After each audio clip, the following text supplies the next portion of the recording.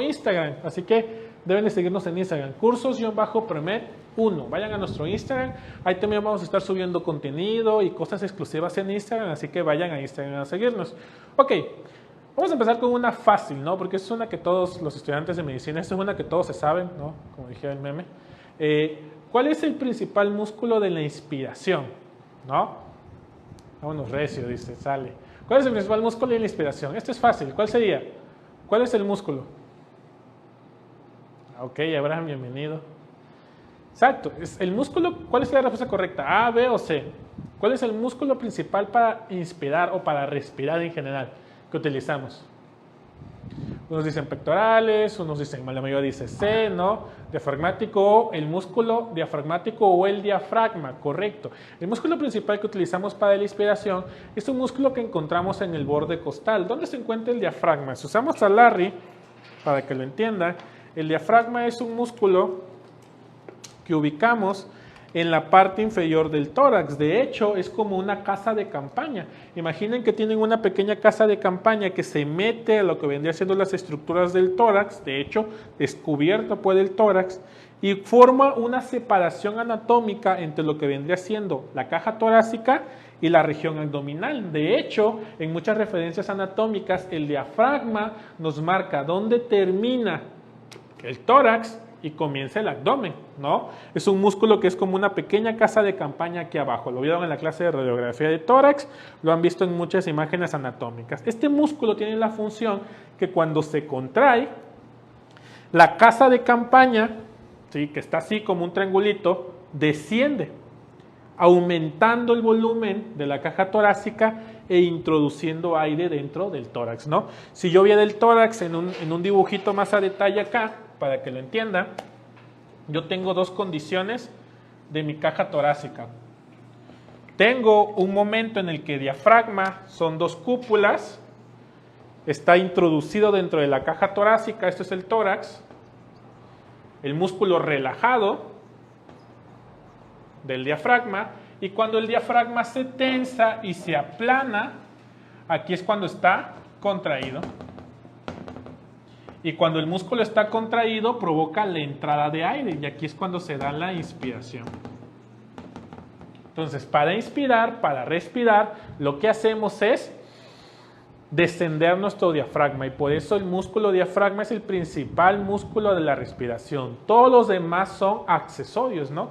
Lesiones en el diafragma, parálisis del diafragma provocan paros respiratorios importantes o compromiso respiratorio importante. Entonces, el principal músculo de la respiración, el diafragma.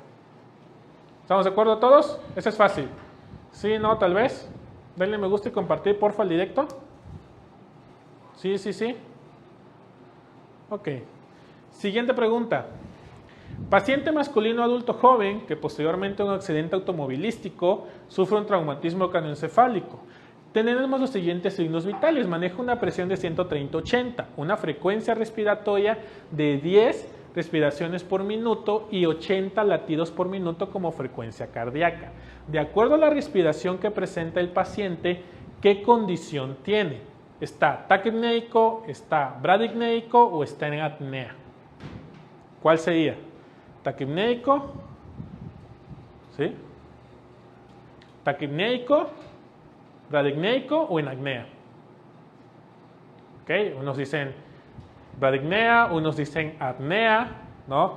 Y aquí habría que entender las definiciones o los conceptos de lo que estamos mencionando, ¿no? Por ejemplo, la primera pregunta que vendría al aire sería: ¿cuánto es la respiración normal de un adulto? ¿No? ¿Cuánto debe de respirar normalmente una persona? ¿Y quién sabe por ahí? Comenten. ¿Cuánto respira normalmente una persona? ¿Cuánto es la respiración normal? Nos dicen de 12 a 20. ¿Qué otro? 12 a 20, 18 a 20, 16 a 20, 12 a 20, 12 a 20, 12 a 20, ok. Fíjense que eso varía a veces bastante de cada libro de medicina, los rangos de respiraciones normales. Como tip, el rango de respiración que maneja la bibliografía básica de Ceneval es de frecuencia respiratoria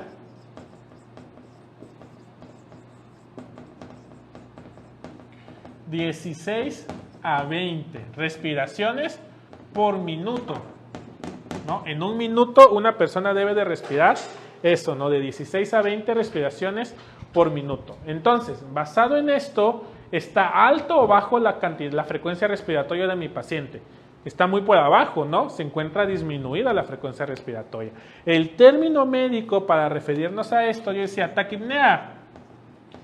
Taquipnea es respiración o frecuencia respiratoria alta, es decir, por arriba de 20, por arriba de 22, 24, ¿no? Por arriba de 20 respiraciones por minuto, este paciente está taquipnéico. La bradipnea, por definición, sería por debajo de 16 respiraciones por minuto, ¿no? Así que mi paciente está bradipneo. Y la pregunta interesante también sería, la pregunta interesante a mí sería, ¿cómo se define una apnea? ¿Qué es una apnea? ¿Qué creen que sea la apnea? Porque es una palabra que tenemos ahí en el pizarrón o en la pregunta y hay que saber qué es, ¿no? ¿Qué es la apnea? La apnea es el cese de la respiración, pero ¿ustedes creen que de cuánto es dejar de respirar? ¿No? Ausencia de respiración. ¿Pero cuánto? ¿Por cuánto tiempo? ¿No? O sea, la definición. Porque, a ver, dejar de respirar, yo estoy muerto. Si hago paro respiratorio y dejo de respirar permanentemente, eso es un paro respiratorio y eso es incompatible en breves minutos con la vida, ¿no? Yo voy a entrar en paro respiratorio, paro cardíaco, pero hay un concepto. Unos dicen más de 20 segundos. En realidad, por ahí lo manejan. La apnea es en adultos, porque depende de si estamos hablando de niños o adultos. En adultos se suele asociar la llamada apnea del sueño, ¿no? Que es cuando las personas que roncan hacen pausas respiratorias importantes. Como definición lo manejan, como mencionan ahí, Ferozo, ¿no? Que se llama, y Tresh, por arriba de 10 segundos, ¿no? Durante el sueño, si una persona ven que está roncando y analicen a sus papás, a sus tíos o a sus hermanos que ronquen, ¿no? Si esa persona durante el sueño, después de estar roncando, hace pausas de más de 10 segundos, se considera que está en apnea, ¿no? Es un paciente con apnea en adultos, repito, porque varía si es en niños, uno mencionaba 20 segundos, pero eso es en niños, ¿no? Pausas de más de 10 segundos en la respiración es problemático y se define como apnea y está relacionada con la apnea del sueño. ¿Estamos de acuerdo? ¿Sí? ¿Sí? ¿No? Tal vez. ¿Sí? Sí. Es un concepto, ¿no? Ok. Mis clases ahorita están a las 9 de la noche, ¿no? 9 de la noche hora México. A veces a las 7, a veces a las 9. Sorry, es que luego ajustamos el horario. Entonces, luego, es el volumen corriente o la cantidad de aire que utilizamos para una respiración normal, ¿no? ¿Cuánto es el volumen corriente? ¿Qué tan grave es la apnea del sueño? Me preguntan qué tan grave es la apnea del sueño. La apnea del sueño es complicada, ¿no? ¿Por qué? Los pacientes que roncan y que tienen problemas para dormir y que hacen apnea del sueño pasan dos cosas. Cuando tú roncas y tienes ausencias respiratorias, no duermes bien. La gente que tiene ronquidos de noche duerme mal y son gente que se despierta con mal humor. Se despierta cansada, agotada, porque roncar no es dormir bien. A pesar de la tendencia que se cree de que, miren, qué rico duerme que hasta ronca, eso es falso. Las personas que roncan duermen mal y se despiertan cansadas y asoñadas. Están somnolientos todo el día, sienten que se desvelaron, aunque durmieron mucho, porque roncar es dormir mal.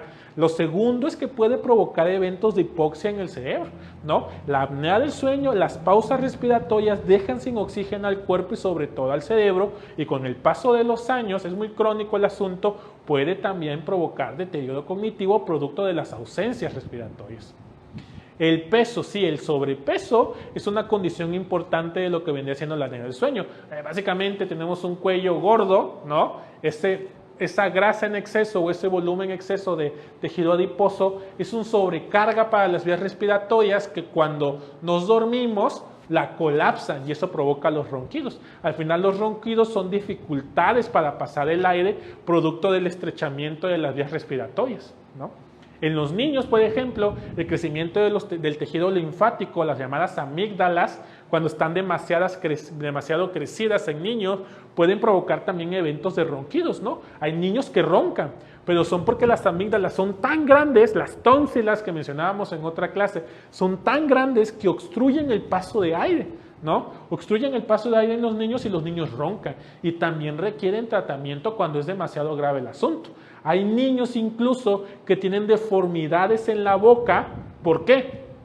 Porque el niño, al no poder pasar aire por la nariz, por las tónsilas crecidas, respira por la boca. O tienen deformidades en la caja torácica, producto de que el niño vive haciendo un sobreesfuerzo respiratorio. Yo respiro y tengo dificultad para respirar, y eso crónicamente provoca alteraciones en el cuerpo del niño, producto de la adaptación, ¿no? Entonces, la apnea del sueño es complicada y puede provocar, es uno de los males poco tratados que sí provoca problemas tanto en niños como en adultos, ¿no?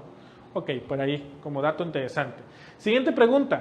¿Es el volumen corriente o la cantidad de aire que movilizamos en una respiración normal? En medicina tenemos un término que se conoce como volumen corriente, ¿no? El volumen corriente es el aire que yo meto y saco durante una respiración habitual. Yo respiro, una respiración típica, a eso se le conoce como volumen corriente. La respuesta es, ¿cuántos mililitros posee un volumen corriente?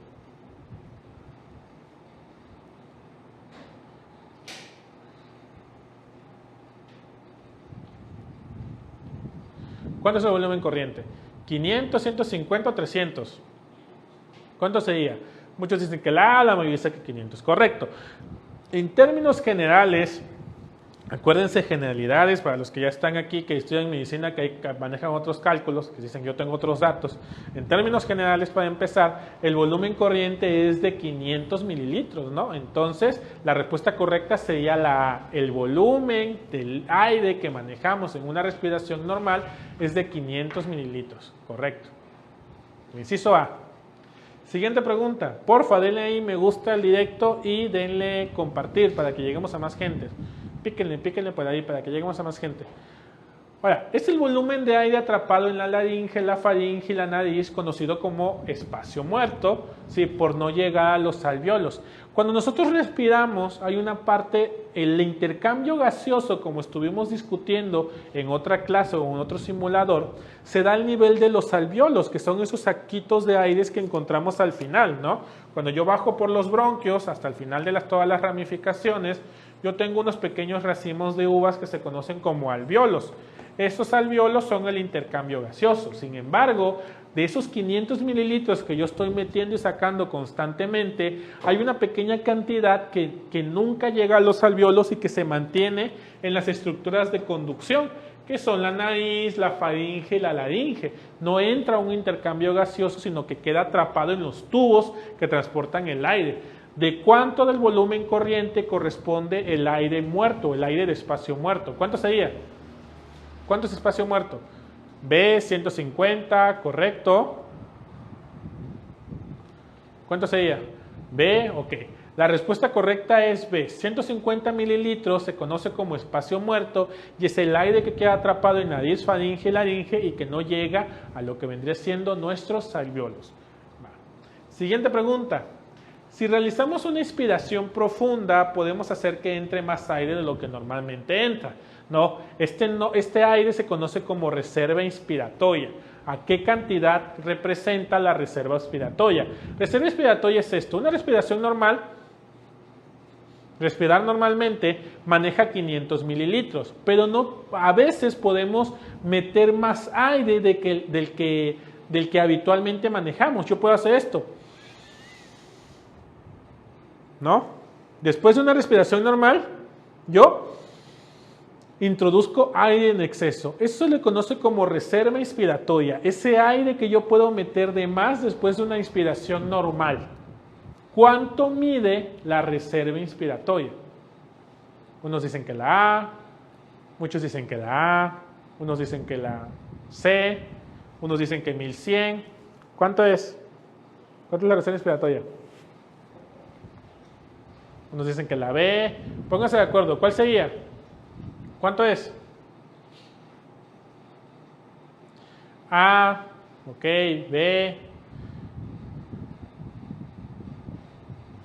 Ok, ¿cuánto? Hay uno que dice que es estudiante de medicina. ¿Cuánto es reserva respiratoria? Eso lo ven en la carrera. ¿Cuánto es? Muchos dicen que la A, 2 veces 500. No. La respuesta correcta es C. 3 mililitros o 3 litros. La C. ¿No? La cantidad de aire que podemos meter en una inspiración forzada, ¿no? El hecho de que yo inspire primero y luego inspire forzado, son 3 litros de aire. 3.000 mililitros. ¿Estamos de acuerdo? Así que sí, quedaron, ¿no? Entonces, son 3 litros de aire, lo que tenemos como volumen de reserva inspiratorio. Somos médicos de la pandemia, sale. Yo estudié en línea, dice. Yo estudié en línea. Ok, ¿cuánto es entonces? 3.000, ¿no? 3.000 mililitros es el volumen de reserva inspiratoria, que es la cantidad de aire que pueden meter después de una inspiración normal. Es el aire que acabo de meter ahorita. Esos son 3.000, como cuando están fumando cosas raras, ¿no? ¿No? Cuando la pasan, que dicen pásenla, ¿no? ¿Cuánto pueden meter del churro de su amigo? Pues hasta 3.000, ¿no? 3.000 mililitros. ¿Estamos de acuerdo? Me fumen la pipa de la paz. Sale. Siguiente. Si hacemos una inspiración profunda después de haber hecho una inspiración normal, porque hay una expiración normal, podemos expulsar esta cantidad de aire que se llama volumen de reserva expiratorio, ¿no? ¿Sí? No le hagan eso, dice, ok. ¿Cuánto podemos sacar? Ahora estamos hablando de una expiración forzada, volumen expiratorio. Yo tomo aire, saco aire, y luego, ¿cuánto aire puedo sacar después de?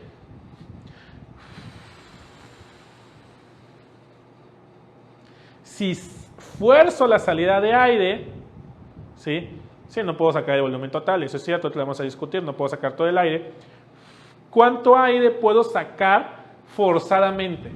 ¿Cuánto sería? ¿1.100, 1.200 o 3.000? Muchos me dicen que la B, muy seguros de la vida. La C no es porque la C es el volumen de reserva inspiratorio. C. Ok. B. Chale, pues no. La respuesta correcta es la A.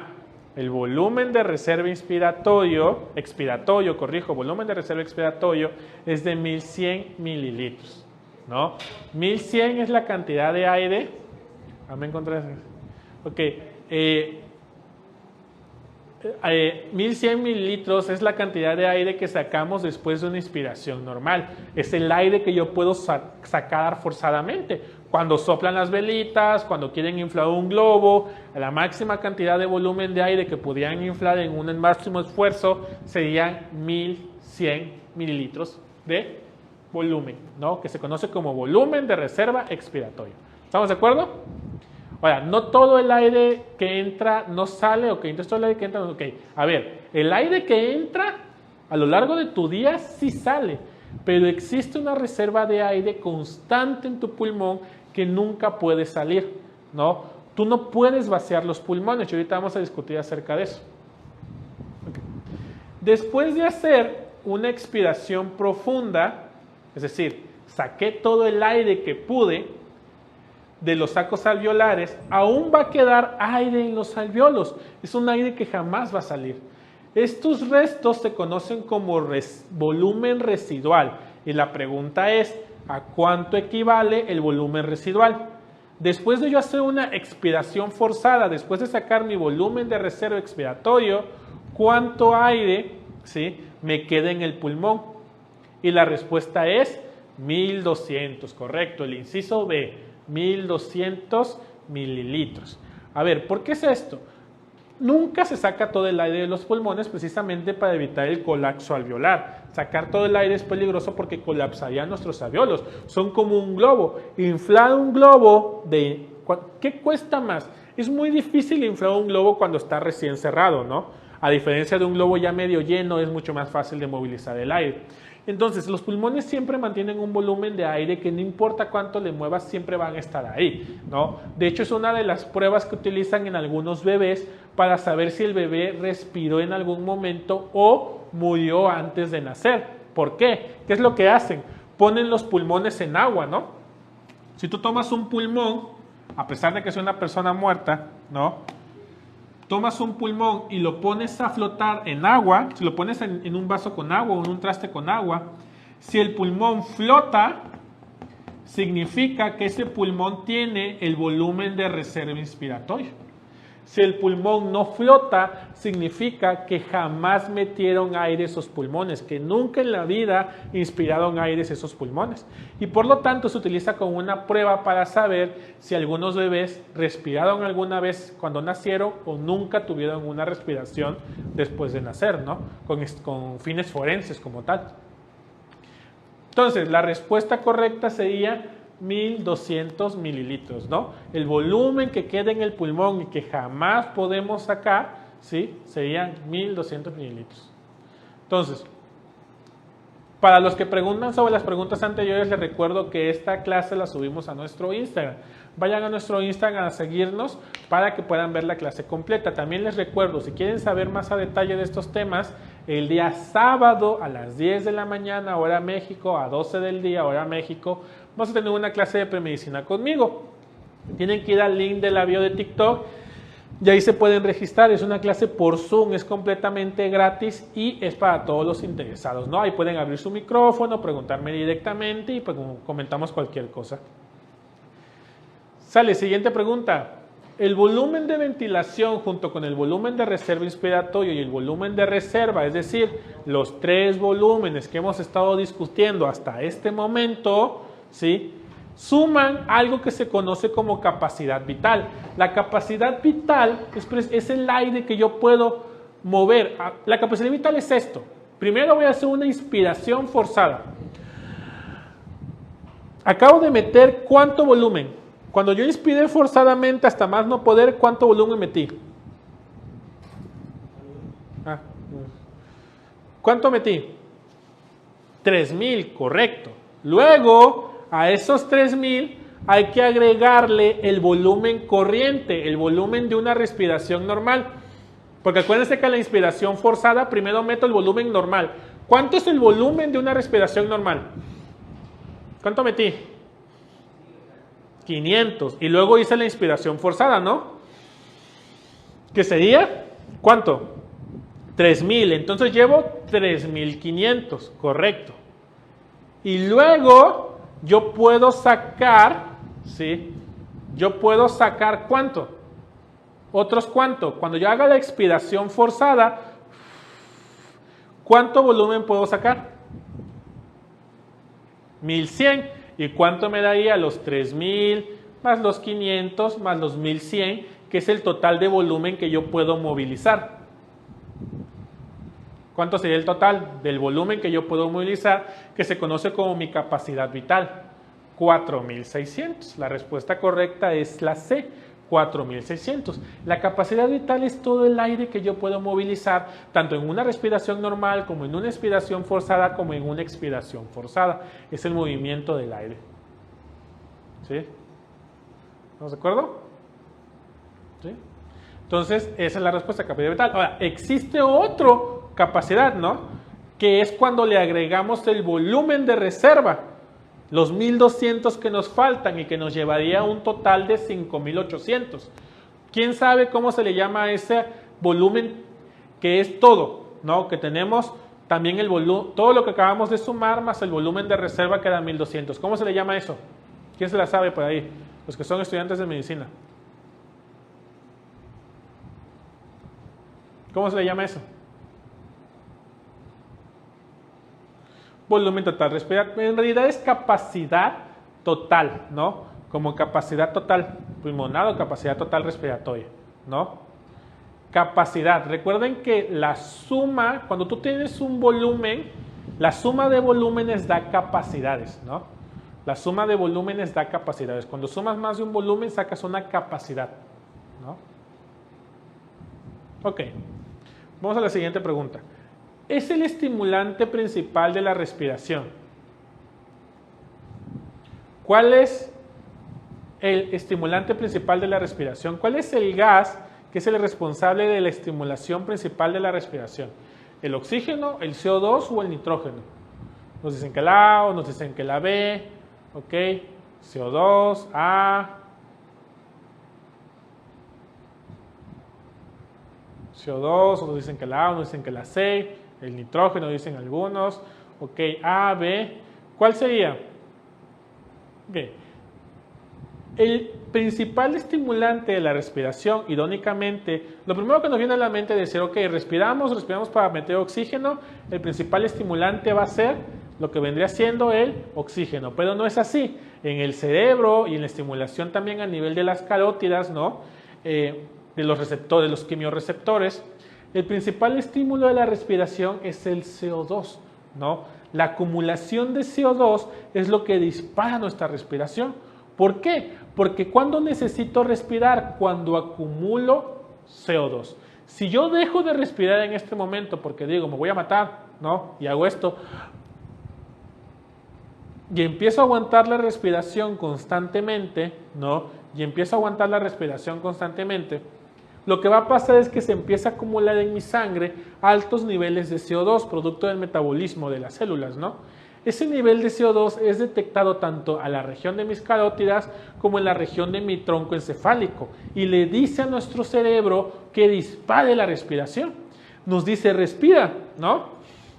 Y el principal estimulante de lo que vendría siendo la respiración es el CO2, no el oxígeno. ¿Estamos de acuerdo? ¿Sí? Entonces, el principal estimulante de la respiración es el oxígeno, el CO2. Sí, corrijo, el CO2. ¿Sí? Okay. Siguiente pregunta. ¿Qué porcentaje de oxígeno conforma el aire que respiramos? Cuando yo respiro, el aire ambiente no es 100% oxígeno, ¿no? El oxígeno, me preguntan qué papel juega el oxígeno. A ver, el oxígeno es el necesario para las células para hacer la glucólisis aerobia. También hay receptores que detectan el oxígeno, no solamente el CO2, pero el principal para la estimulación es el CO2. El primero es el CO2. No, porcentaje de oxígeno que conforma el aire que respiramos.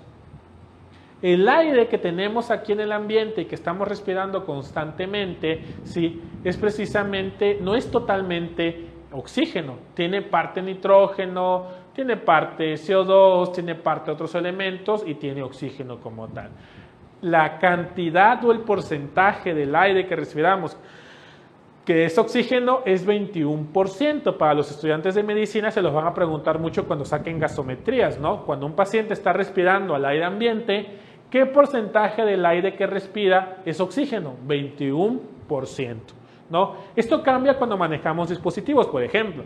Si yo me pongo puntas nasales, si yo me pongo una mascarilla de oxígeno, si a mí me intuban, ¿no? Como en el caso de muchos pacientes ahora con COVID, ahí tú puedes aumentar la cantidad de oxígeno que tiene el aire del paciente. Por ejemplo, un paciente que está intubado y que lo conectas a una toma de oxígeno, él tiene un 100% de oxígeno del aire que está respirando, porque el aire que le llevas es puro oxígeno. Pero si respiramos el medio ambiente, ahí la cantidad de aire que respiramos solo representa el 21% del aire que estamos respirando, ¿no? Entonces, a la pregunta, ¿qué porcentaje de oxígeno conforma el aire que respiramos?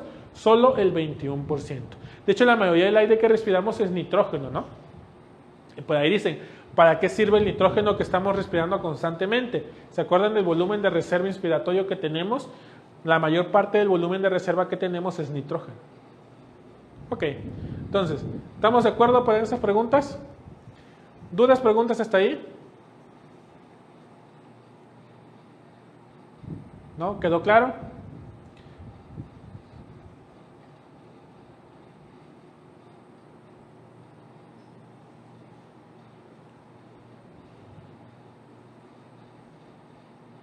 Ok, todo claro. Sale pues, entonces les recuerdo, el día sábado a las 10 de la mañana, vamos a tener una clase de premedicina. Para todos aquellos que quieran participar en esa clase es completamente gratis, ¿no? Esta clase la vamos a transmitir por vía Zoom, así que si quieren entrar, se tienen que registrar en el link que tenemos en la bio de TikTok, ¿no? Hay una clase que dice registrarse, la clase del sábado de premedicina de 10 a.m. a 12 p.m., ¿no? Ok. ¿Estamos de acuerdo? La eunea hace referencia a la respiración normal, ¿no? Por ahí me preguntan mucho, eunea, ¿sí? Es una respiración normal del paciente. El paciente está euneico porque respira normalmente. ¿Sale pues?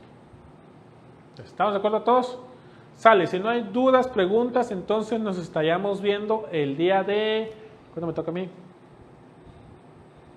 El día, en caso mío de premedicina, el viernes y el sábado, y si quieren participar en la clase por Zoom, pueden registrarse en el botón de la vía de TikTok. Esta clase la vamos a subir a nuestro Instagram, así que por favor, todos los que están aquí, váyanse a Instagram y darle seguir. Si quieren que demos algún tema en específico, vayan a Instagram, porque en Instagram preguntamos qué temas quieren que enseñamos. Entonces, en Instagram comentan, ya lo checamos y nosotros preparamos la clase para ustedes. Sale. Sale pues, entonces así quedamos. Nos estamos viendo la próxima. Bye. La clase de Zoom no se sube en ninguna red, así que vayan y regístrense.